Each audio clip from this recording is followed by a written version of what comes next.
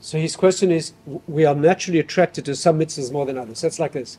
If it's mitzvahs that are character building, you need to do them all, and the harder, the more important. But in general, you should specialize in a mitzvah.